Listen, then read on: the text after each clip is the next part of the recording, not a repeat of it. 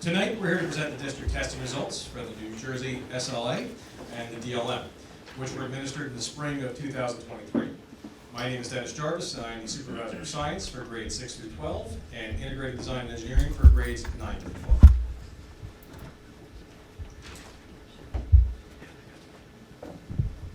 Good evening. My name is Danielle Polway, and I'm the supervisor of mathematics, grades 6 through 12. This first slide speaks to the different assessments that we'll be reporting out on this evening. But before we do that, we would like to express our sincere appreciation to the board, to the teachers, the students, the families, all of the administrators that are here today for working so hard to be able to get us to the point that we're at right now.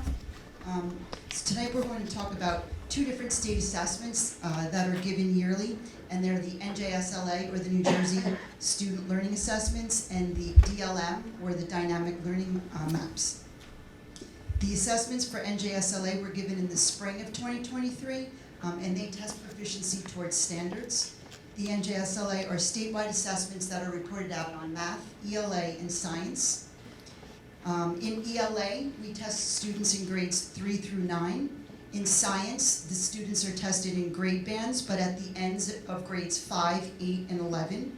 In math, we test by grade level, 3 through 8, but then we also test by course level in the high school courses. We do have some middle school students that participate in those high school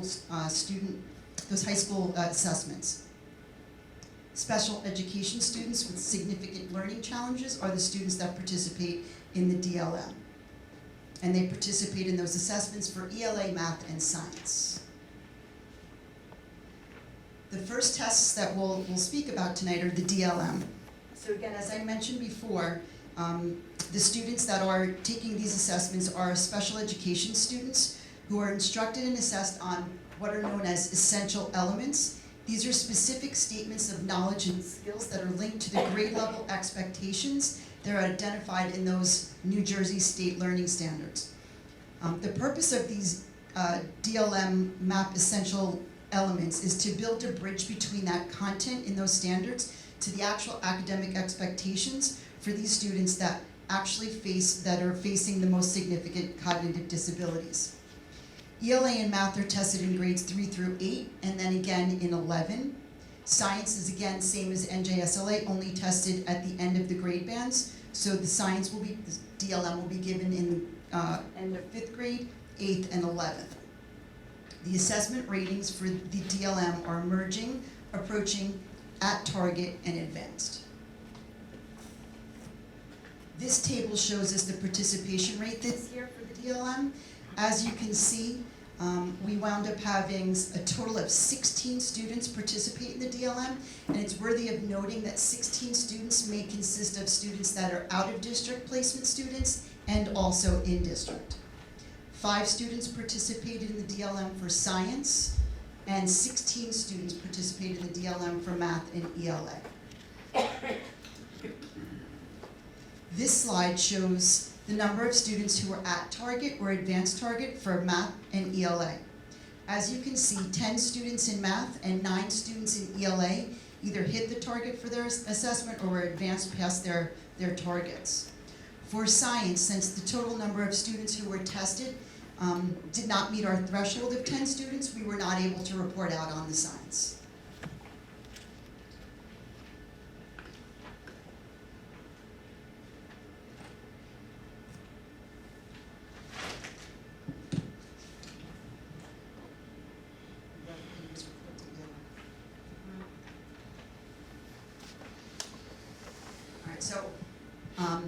Not only tonight will we be reporting out on the results of these different assessments, but we'll be reporting out on, okay, so this is what we have, and what are we going to do about it now, okay?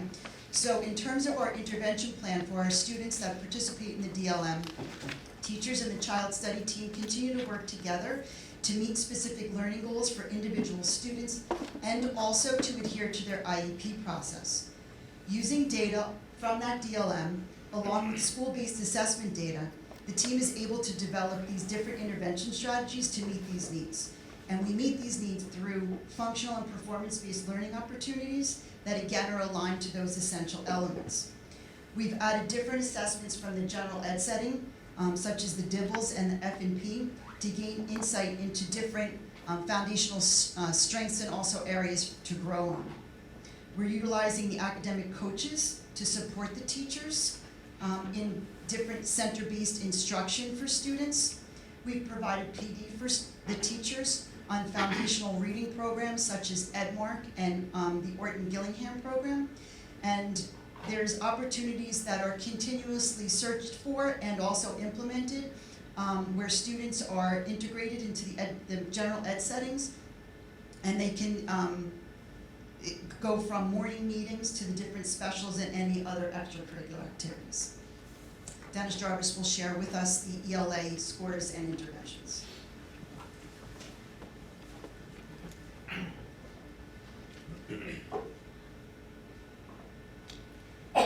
In the spring of 2023, the NJSLA for English Language Arts were administered to students in grades 3 through 9. The NJSLA ELA focuses on reading comprehension skills and writing competencies.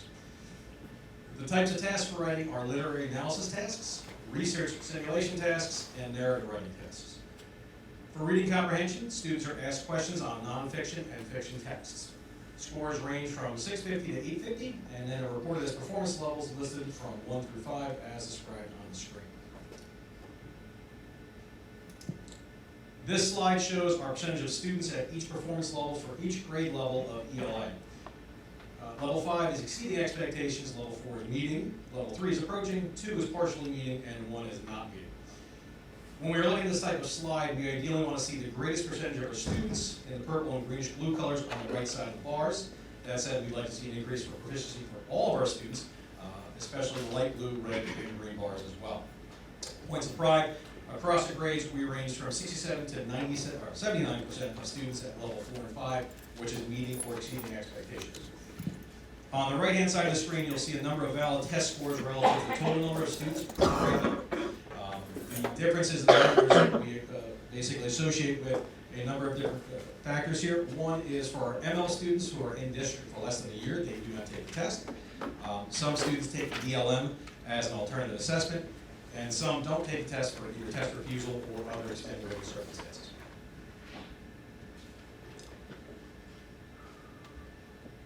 This slide represents Mahwah's ELA scores in comparison to the state of New Jersey for grades 3 through 5. Mahwah is shown in blue, and the state of New Jersey is represented in red. Mahwah outperforms the state in grades 3 through 5 with a difference over the state ranging from 25% to 29%, and this is always something that we like to see. This slide shows performance of our K-3 schools in comparison to the district average of third grade scores. The light blue bar indicates the percentage of passing scores for Betsy Ross, George Washington, and Lenape Meadows in comparison to the district average of 71. All three schools are over the state average of 42%. This slide shows you the year-to-year performance in ELA for grades 3 through 5. Please note this is not a cohort-to-cohort comparison, but rather a comparison of the scores for the last 2 years in a specific grade level. That said, we do see increases across all 3 grades. This next slide is valuable because we were able to start tracking our students' progress over a year-to-year basis, showing student growth over time. This is our grade 3 through 5 cohort comparison. In the first cluster of bars, you'll see the class of 2033 are sitting 4th graders. There was no test given in the 2nd grade, but their 3rd grade scores are shown from last spring. In the middle cluster of bars, you can see their improvement from their 3rd grade scores to their 4th grade scores for our current 5th grade students. In the last cluster on the right-hand side, you'll see the scores for our current 6th grade students, showing an increase from their 4th grade scores to their 5th grade scores. Now we're shifting our focus to our grades 6 through 9 ELA scores. This slide shows our percentage of Mahwah students meeting or exceeding expectations as compared to the state of New Jersey. Of course, we always want to see our Mahwah students outperforming the state, so we're happy to say that we're doing just that, with scores ranging from 17% to 23% over the state average. This slide is our year-to-year comparison for grades 6 through 9. Again, please note this is not a cohort-to-cohort comparison. You can see that there's consistency in grade performance. Looking at this year-to-year comparison allows us to evaluate programs and curriculum to ensure our programming is maintaining similar outcomes year after year. This next slide shows our 6th through 9 cohort comparison. We're happy to see an increase, especially in our 6th to 7th grade scores, showing a 12% increase. We do note that there is a drop from our 5th grade scores to our 6th grade scores. We'd like to see our students increase proficiency year over year, as you see in the other grades, and we'll discuss different intervention strategies on subsequent slides that are being utilized to support this goal. It's always good to look at historical trends. Normally, we'd like to see 5 years in order to do this. However, we have 2 years where students did not take an assessment, but we wanted to provide you a glimpse at a historical trend chart going back to the NJSLA in 2019 for those grade levels who took the test at that time. As you look at the scores, you will notice in 2019, we were around 80% meeting or exceeding expectations. And after not testing students for 2 years, there was a slight decline. However, we are extremely proud of our students and staff as we now start to see our scoring trend increase once again.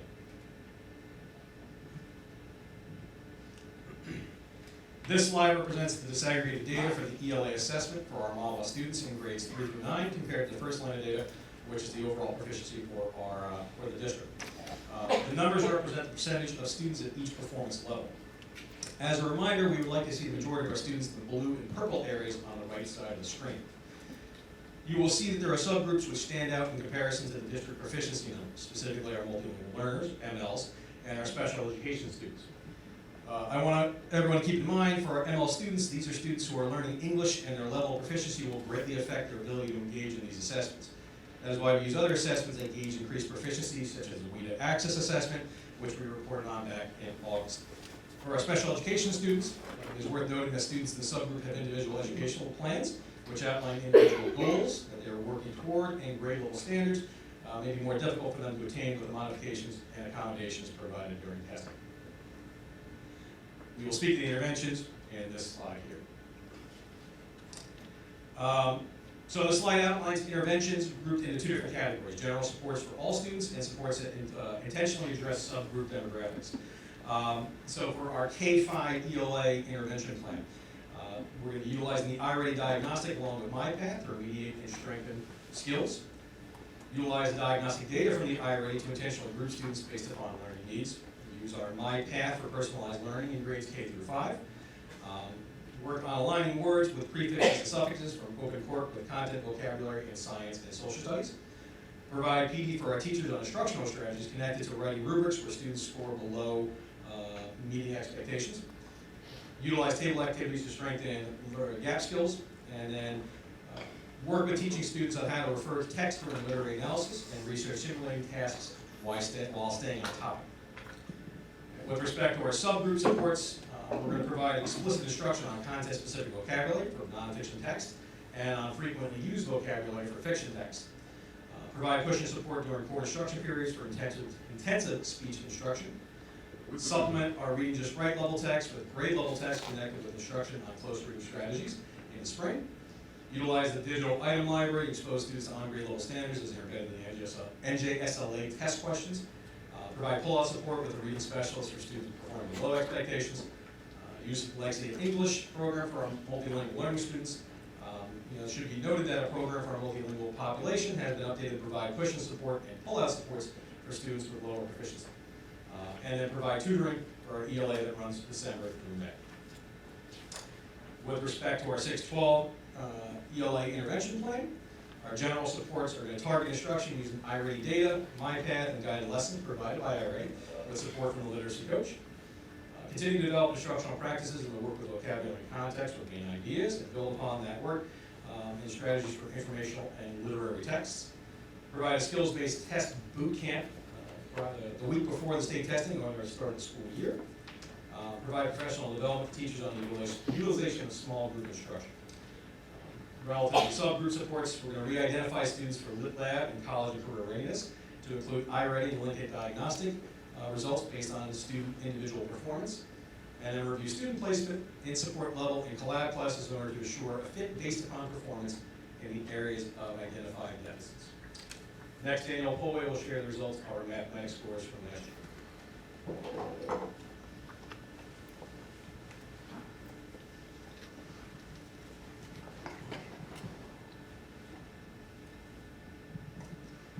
So as I mentioned earlier, the different grade level assessments were given to the students in the spring. We have also have 7th and 8th graders that are participating in an advanced math program, so they would be participating in the Algebra 1 and Geometry NJSLA assessments. As of last year, in the high school, only grade 9 students in mathematics will be sitting for that NJSLA. So whatever course those students are in, Algebra 1, Geometry, or Algebra 2, that will be the assessment that they sit for. These tests are measuring the students' abilities to apply skills and concepts, understand multi-step problems that require some abstract thinking, lots of abstract thinking, and modeling real-world applications. There are 2 different sections for the tests. One uses with calculator and without calculator, and then one is with all calculator. The scores range the same as ELA, 650 to 850, and those performance levels are also the same. As we run through these next slides for all of the math scores, they will mirror what ELA also portrayed for us. So I won't go into it as in-depth explaining the different introduction to the slides, but I will be specific to the math part of it. So this slide in particular shows us the percentage of students at each grade level for the NJSLA math test.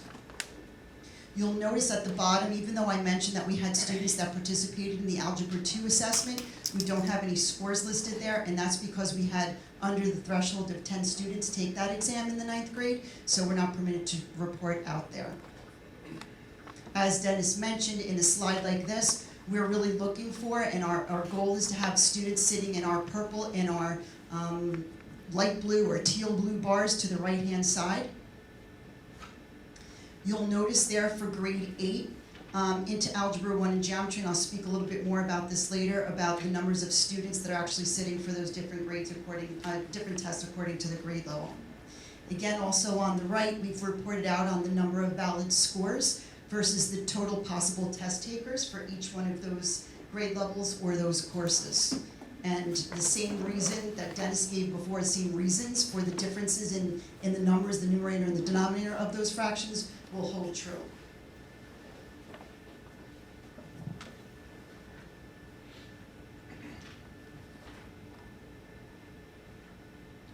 This slide shows our scores for grades 3 through 5 for the percentage of students that are meeting or exceeding expectations.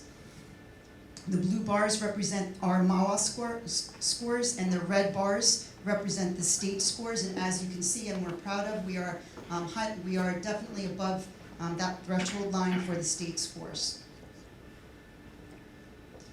This slide depicts our year-to-year comparison for the grades 3 through 5 math scores. Again, please note that this is not a cohort to cohort, but it is a year-to-year comparison. So it's same grade level, but different students. And as you can see, the scores have increased from 2022 to 2023 across these 3 grade levels.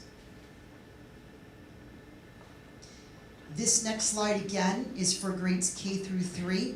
It's our school comparison to the district. The lighter blue bar represents the amount of students who met or exceeded the expectations in each one of our K through 3 schools. The darker blue represents the students who met or exceeded those expectations in the 3rd grade as a whole. And all of the schools, you notice here, outperformed the state average score of that 46%. This next slide depicts our cohort comparisons. This slide again, we represent as being really valuable because we're able to start following students again as a year over year as their cohort using the same test.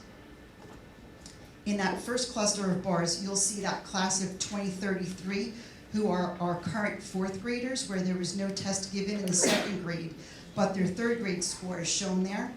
The next cluster of bars that you see are the scores of our current 5th graders, and their scores basically remain consistent from the 3rd to the 4th grade.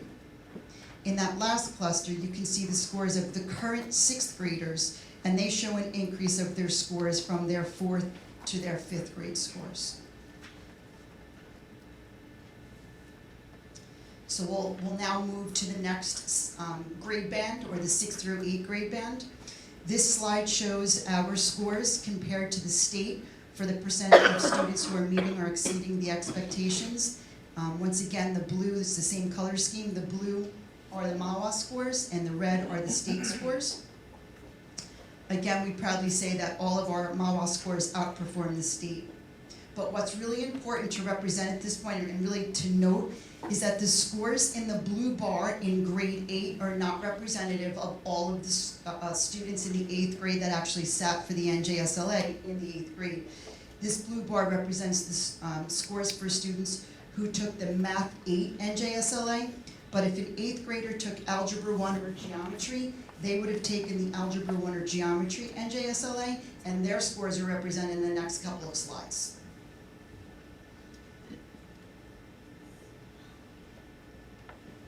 This slide represents our year-to-year comparison from 2022 to 2023. Again, this is not a cohort to cohort, but rather just a year-to-year for the last 2 years in a specific grade level. This slide is valuable to us because it allows us to take a look at curriculum and it allows us to evaluate program. We're really proud of the work that's been done with this upward trend in these year-to-year scores. This slide does show our cohort comparisons, showing the data for the same groups of students from 2019 to 2023. The first bar cluster shows students who are currently in our 7th grade, and those are their scores from their 5th and into their 6th grade year. The next set of bars, the middle ones, are for our current 8th graders, showing their scores from their 3rd grade year, then to their 6th, and then into their 7th. Finally, that last set of bars shows the scores for our current 9th grade students, so our current freshmen, showing their scores from their 4th grade year and then into their 7th and their 8th grade. This last set of bars is a little bit tough to look at. One thing to remember is that it doesn't represent a true cohort, right? Those students, the dark blue bar that's all the way on the right-hand side over there represents our students that are sitting for the NJSLA math. Remember that we have students who are participating in an accelerated math program. So those students are not the same students that took their 4th and their 7th grade test. Okay, they're not in those scores.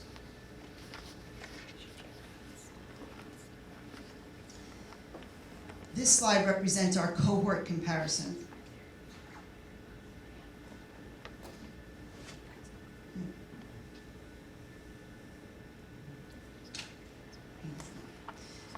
This slide does not represent our cohort comparison. This slide represents the scores comparing Mahwah to the state, okay, in each one of these high school courses. And when I say high school courses, Algebra 1 is considered a high school course, but we do have middle school students participating in that course, and as such, those middle school students will sit for those exams. So the first set of bars that you see there are the scores for our middle school students that are sitting for their Algebra 1, 7th and 8th, or the 7th and 8th graders sitting for the Algebra 1 test. Okay, the next set of bars are grade 9 students that are sitting for an Algebra 1 test. Next set of bars is all of our geometry students, whether they have been in the 8th or the 9th grade, and the last is the 9th grade Algebra 2 students. We exceed the state averages in each one of these assessment categories, except for one. We're really proud about exceeding the state. We recognize that there's some work to be done in one of our courses, in the Algebra 1 geometry course, and we're ready to hit that head on, and I'll talk about those interventions that we'll be employing this year to help us to make a comeback, and because that's what we're going to do.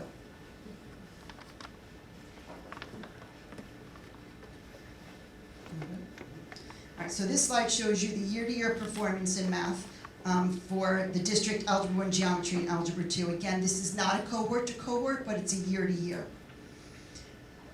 And even though I just said that this slide is not representative of a cohort to cohort, I do think it's important to compare at least one kind of a cohort.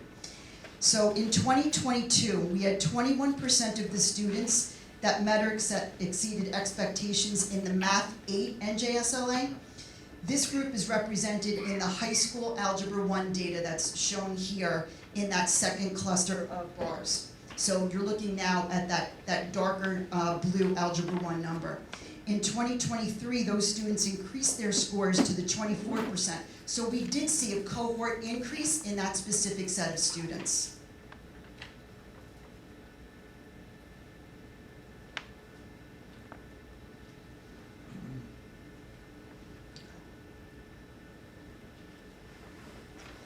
This slide represents the percentage of students who are represented in our subgroup data. As Dennis mentioned already before, we're looking for students to be in our purple, in our blue. Some of the subgroups are not there yet. And in addition to that, something else to note is that some of the students that occupy seats in some of the subgroups actually double in some of the other categories. So they might be the same student that's actually sitting in a couple of these groupings.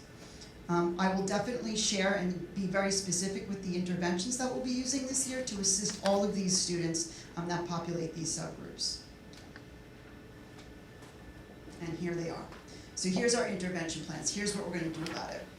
So we are proud of where our students are, but we know that there's some room for growth. Again, we organize these supports in terms of general supports for our students and also specific supports for some of the students that might be struggling in our subgroups. So for K through 5, we'll be utilizing the diagnostic data from iReady to intentionally group students based upon their learning needs. The math coach is being utilized to provide support to students in the area of math workshop. The scope and sequence is being revised for instructional experiences that will include fraction work to occur before state testing and not after the state testing. In our data teams, there's focus on multi-step word problems and how to infuse that concept throughout the entire year. The PLCs at the 4 to 5 level, the grades 4 to 5 level, are focusing on these interventions in the WIN instruction period, or the What I Need Now instructional period. For our subgroup supports, we have new push-in that goes along with our pull-out supports with the math specialist for students that are performing below those grade level expectations. There's an increased use of manipulatives to provide concrete instruction to complement the abstract notion that students are expected to be proficient in. There's a use of MyMath and other supplementary materials that align directly to the standards that are more concrete and accessible to the students in resource room and self-contained settings. We're using programs such as Lexia and Magic School AI for translation purposes and scaffolding purposes for ML students. There's tutoring for mathematics that will run from December through May for the ML students. And we're using a guided math approach to support increased small group instruction during core time. On the 6 through 12 level, the general supports for our students include also using the diagnostic data from iReady in grades 6 through 8, and with that limited use in grade 9, as we spoke about before with the need for the Algebra 1. So we are using that in that Algebra 1 with that cohort of students. We're also using the Linkit benchmarks to intentionally group students based upon their learning needs to give them what they need for small group instruction. We're using MyPath for personalized instruction in grades 6 through 8. And as I previously shared for our high school Algebra 1 scores, we recognize that we need some intensified prerequisite skill remediation, which is necessary for foundational successes in Algebra 1. So our specific cohort this year of CP Algebra 1 students took the iReady over the Linkit, and this data is going to be supporting their targeted instruction in our lab and our regular classes for individual students. For those students that are now in geometry from last year to this year, we're intentionally creating a spiraled approach of those Algebra 1 scores to include in the geometry so that they have one-step and two-step equations, multi-step problems, and analysis of graphs coordinated with the geometry. There's a refocus on major and supporting standards in type 1 questions, and we're using the digital item library to guide our work with that. We're continuing with the Tier 1 interventions from last year that spoke to vocabulary acquisition and using cubes-like strategies to solve multi-step problems. And lastly, for all students, we've audited the grades 6 through 8 curriculum to create opportunities to integrate those geometry standards throughout our 6th, 7th, and 8th grade curricula to expose students to material that otherwise may not have been considered as priority standards through our COVID learning experience as per the state with their priority learning documentation. In terms of our subgroups, in addition to all of the core interventions, we'll be working with students again through Lexia at this level and Magic School AI, where pre-teaching prerequisite standards were appropriate as determined by prerequisite reporting needs through the iReady and the Linkit data. We're addressing those prerequisite skill remediations in math labs and CCR courses. We're utilizing the individual learning plans, or the ILPs, for MLs to plan instructions according to their can-do statements. And there's explicit instruction on academic and content-specific vocabulary to make sure that students are living in the right world with the vocabulary that they need to use in terms of explaining. So next, Dennis will share with you the information for science.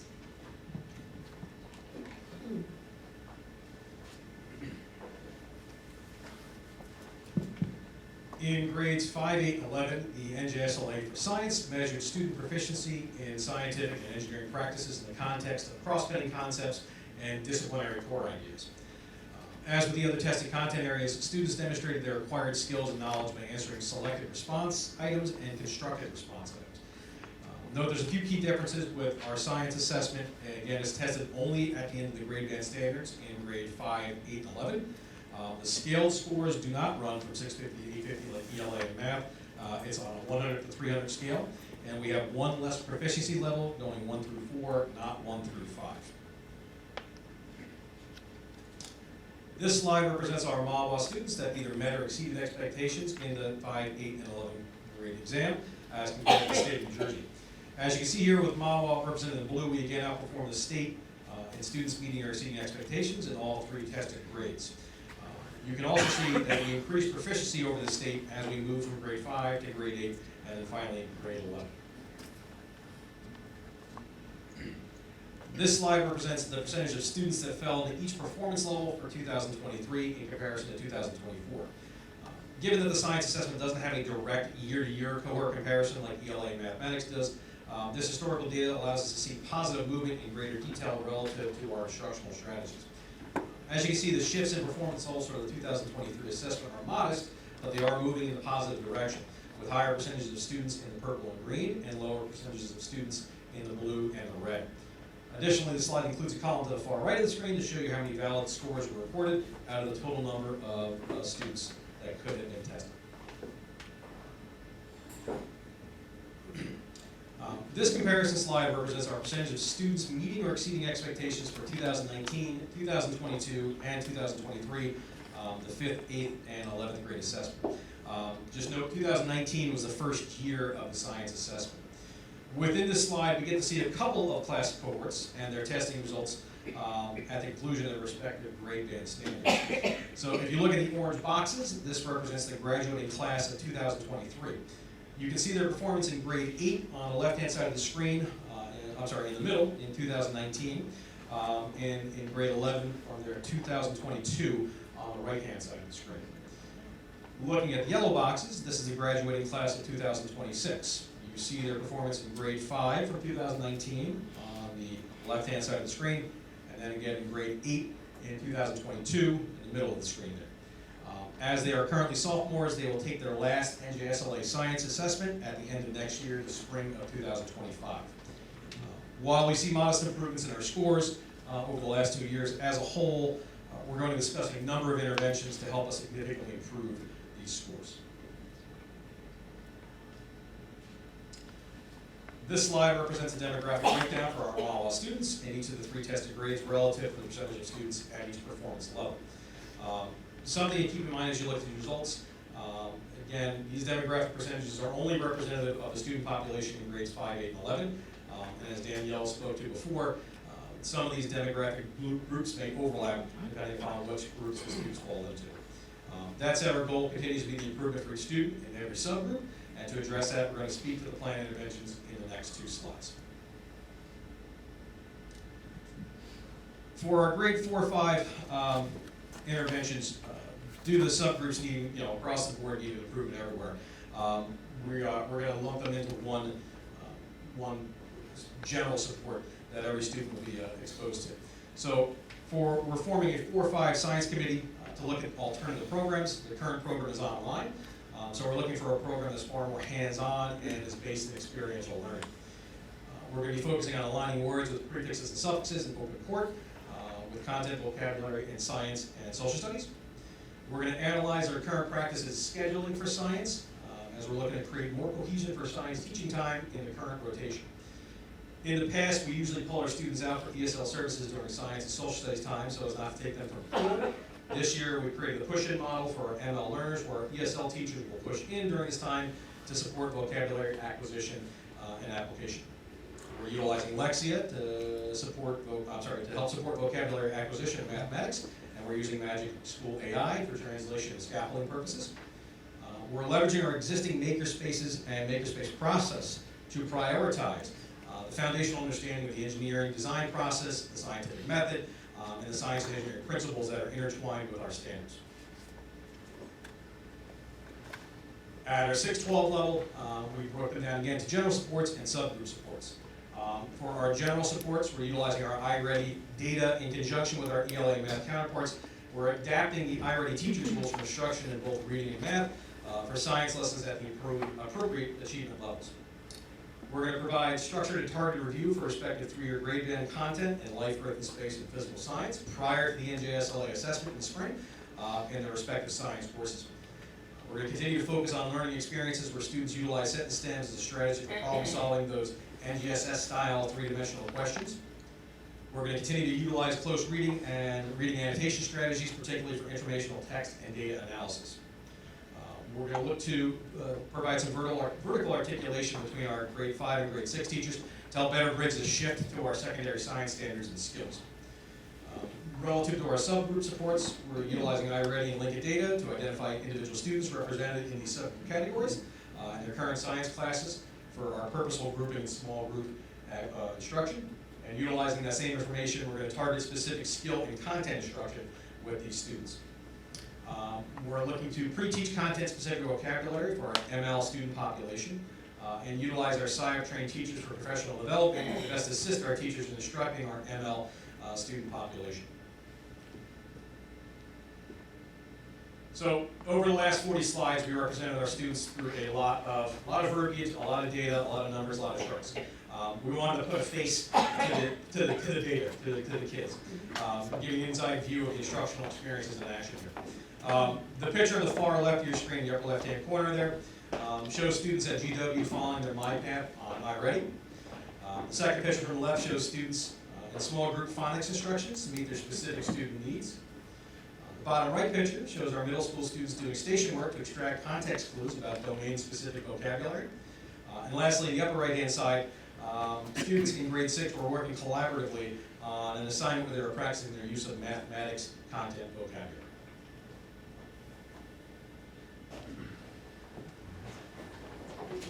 Thank you, folks.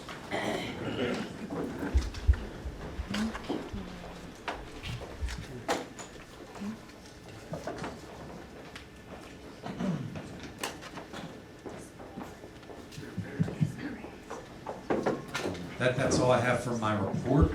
Are there any questions? I'm ready. Sure. So a couple few. I start off with my normal same question from every year. These tests were done last year. Results come in sometime over summer, early beginning of the school year. School year is now 2 full months in. You know, where do we overlay the intervention for kids that have already moved? Everyone's already moved up a grade. Everybody's already moved on. Teachers have already been doing their great job of what they do with these kids. How does the intervention work in terms of going forward? Secondly, you look at algebra specifically, and Lenape Meadows versus the district. Instead of, aside from intervention, are we asking ourselves what the heck happened, and why is it like that, and what occurred? Like, let alone the intervention, I get, it looks very robust. But what happened? Like, how does algebra get that bad? How does Lenape drop off from the district that bad? And it's unfortunate, but it's just, do we know why? You know, obviously, the intervention plan is the intervention plan. And those are all great things I think we would throw at the wall, because we have to, we need that plan. But is that, are those steps coming from a position of why it happened? And, you know, there's some. So I'll start with the interventions in Lenape Meadows, and you jump in for algebra. Along the lines of the interventions, we've spoken about this at a couple meetings along the lines of the assessment and the information we get from the state assessment, and how we can apply any sort of information that they give us. And we've talked about the struggles along the lines of the way that the NJSLA information is shared and how we can act on that information. That's why the team has engaged and worked with iReady as well as Linkit. What I can tell you is last year, at the end of last year, we started in the spring administering the iReady assessment. I'm very happy and impressed with the information it's giving and how we can address it immediately. This year, we just gave the fall assessment, and we're already underway taking part in data meetings. It's not even just the data that they give us. They break it out into subgroups. They allow us to see the overarching picture of proficiency, but they also allow us to see the various skills within those subgroups that we need to attend to. Because in the grand scheme of things, when you talk about what are we going to do, what we need to understand is not just proficiency levels, but also what are the deficiencies so we can build them up to make sure that that proficiency level is gained. So that work is being done currently over the past week into next week along the lines of looking at grade-specific and subject-specific data. Along the lines of that, it's not just identifying where the proficiencies are, but also creating intervention plans aligned to what the need is. So as of right now, they are building their Tier 1 intervention plans, which addresses the overarching need for the entire grade or the entire class or the entire department. But simultaneously, they're also working with other data points within their class, not just iReady, whether it's benchmark assessments in the secondary level or running records, on-demand writing, and things like that. So that work is currently being done with the data that we have in-house. So that's the first piece. Would you like to talk about the algebra piece? And I'm glad you asked that question, because we were asking ourselves the same question: what the heck happened? So we've done a really deep dive into the standards that were taught over the last 3 years, in particular during COVID learning. There were priority standards that were just not there were standards that would normally sit in a major and additional setting of the way that the standards are broken down that were not considered priority standards. In addition to that, learning took its, now again, this is where we think we went wrong, so this is why we're putting the interventions in place that we're doing, right? So there was, let us get to as much as we can in a shortened amount of time.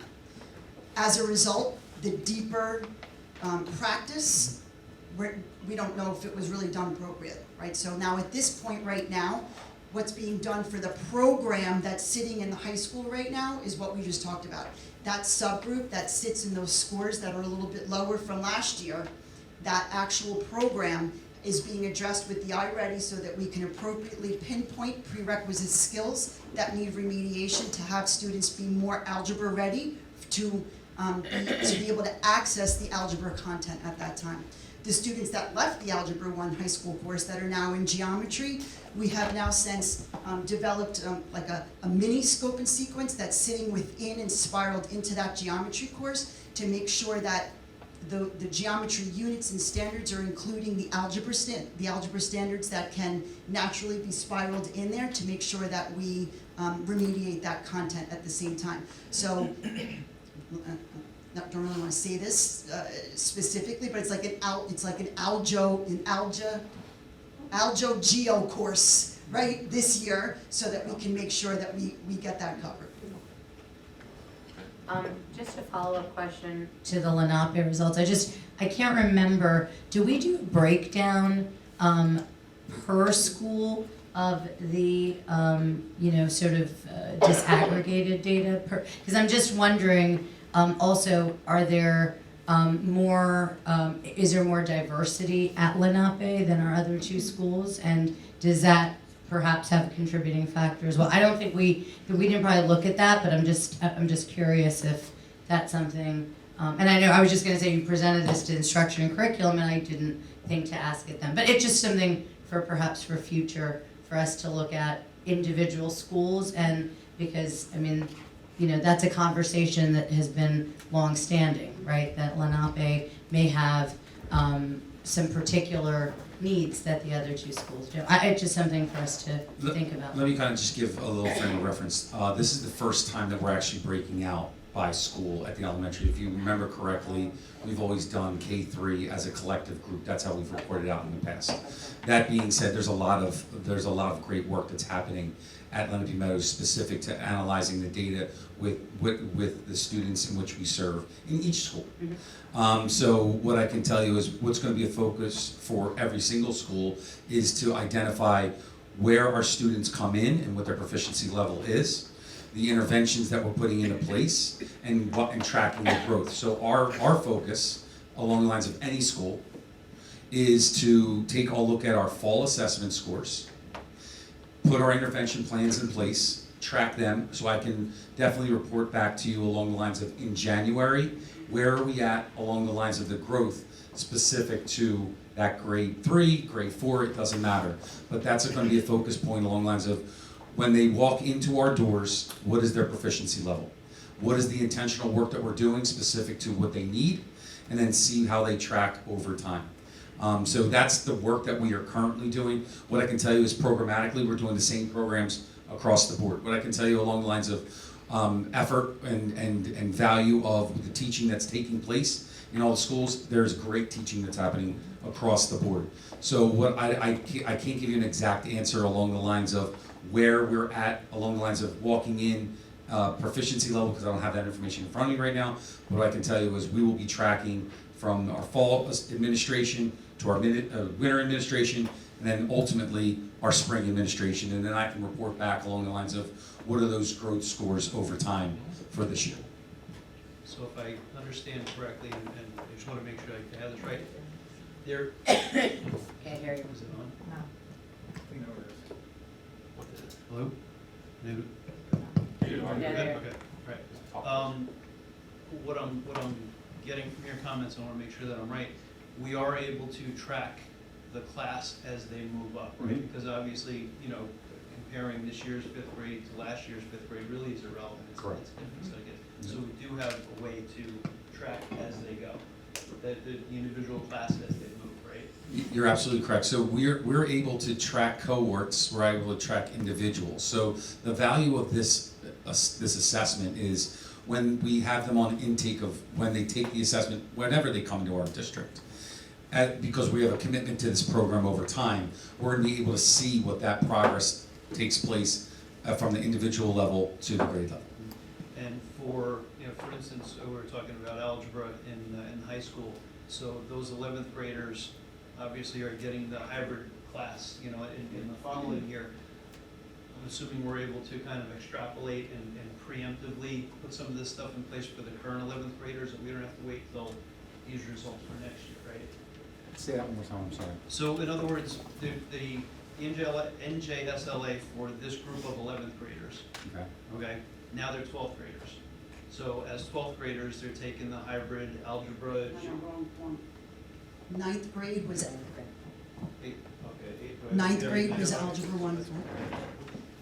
Okay. So now those are sitting 10th graders. Okay, so now are we able to kind of take what we learned from these results and kind of extrapolate that and preemptively start doing some of this stuff for the 8th graders, the 8th grade class? Exactly. Now? We are, okay. That's exactly right. Okay.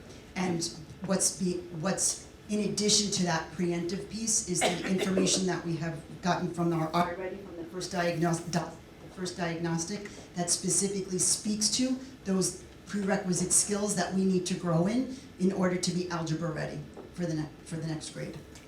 Mhm. Dr. Burke?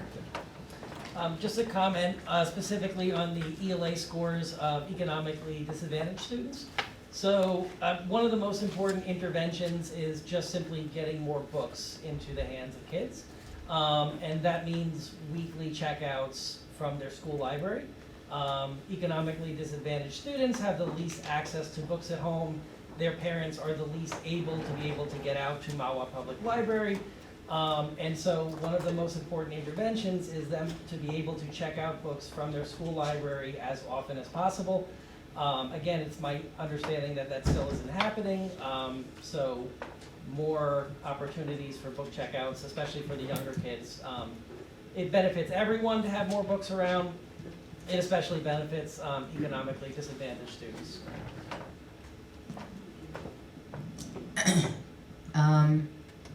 Mr. Gallo? I think Ben asks the same question every year at these presentations. And I think one of the things that was so exciting for me last year is when we approved the iReady contract, Dr. Tudor touched on it, but it puts us in the driver's seat of administering the tests, getting the results virtually immediately, and in addition to sort of pinpointing individual student strengths and weaknesses, it also has the feedback to give our teachers, like, this student requires this type of intervention on the teaching side. So it's a two-for tool. And when I saw Dr. Bavino at the start of the meeting, she looked so tired because she's been going through those spreadsheets on the iReady data.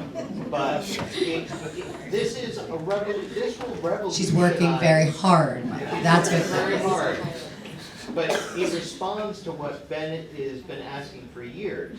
And I think we're not gonna, we might not see it this year, but we will start seeing some build up to this. And are we doing a presentation in January on iReady? No. Is that what you mentioned? Or? No, I'm saying we can track it. Oh, over we can track time. it, yes. We're not, And it goes to Rick's question of longitudinal data tracking, which has been my predecessor who was asking for 7 years ago. And it's going to be revolutionary, I think, the way we, what we know about our students, the interventions, how we craft our interventions. I think the intervention plan that we have here, I mean, it's very robust, but I know there's probably 10 times more stuff that's actually happening in the classroom than what's here. But these are the top focus areas that'll be, that our teachers will be exposing our students to. So the NJSLA is by its very nature, as Ben points out, sort of a rearview mirror look. And what we're looking at is, hey, we have these kids this year, we have them for maybe another 2, 3, 4, 5, and if they're younger or longer, what are we going to do during that time that we have with them? And that's I think, the exciting part of iReady is really give us tools we haven't had before. And I think with this presentation too, I think the interventions, we've not had that book. I mean, this is a very, very comprehensive report, so thank you very much. And we, as instruction curriculum, we had the privilege of hearing this already before, but I just wanted to also give Mr. Jarvis an opportunity because there was a very robust conversation about the science scores, which, again, of concern that no subgroup made it over 50%. I just wanted you to have an opportunity because you provided some good feedback to us at the committee level about what we're doing and what you're doing. But again, the interventions, the strategies, what Mr. Gallo is speaking to about the fact that we have iReady and we have this New Jersey tiered support system. I mean, we have put in this district, thank you to the administrative team, to Dr. Bavino. I mean, there's so much now that we are really looking at it, looking at kids individually, looking at cohort groups, and I mean, it's just amazing stuff. So I think we're going to have continue to have more and more valuable reports going forward with very good information. So thank you. But I just want to give you that opportunity because it was a very robust conversation about science. Thank you. And I know, from the science perspective, I think the biggest boom for us is going to be Lincoln, because it is a standards-based, it's a skill-based, benchmarking. That we can benchmark in each of our individual content areas. We get that immediate feedback, like we do. We have the 3 benchmarks throughout the year, so we can track that growth as well across all subgroups, whether it's a general or the subgroups themselves. It is not predictive in nature yet in terms of what the NJSLA scores will be, but we're working with that as part of that process to develop that algorithm for Lincoln. But it does provide us that rock solid evidence that these are the areas we need to strengthen, and specifically more so for our subject area, it's more so the skills. Our standards speak more to our skills than they do in terms of our content. All right, thank you very much. Anyone Thank you. else? Thank you, Dr. Bivino, because I know you, and you look beautiful, Dr. Bivino, and Mr. Jarvis, and Ms. Polway, thank you very much for You're welcome. all your time.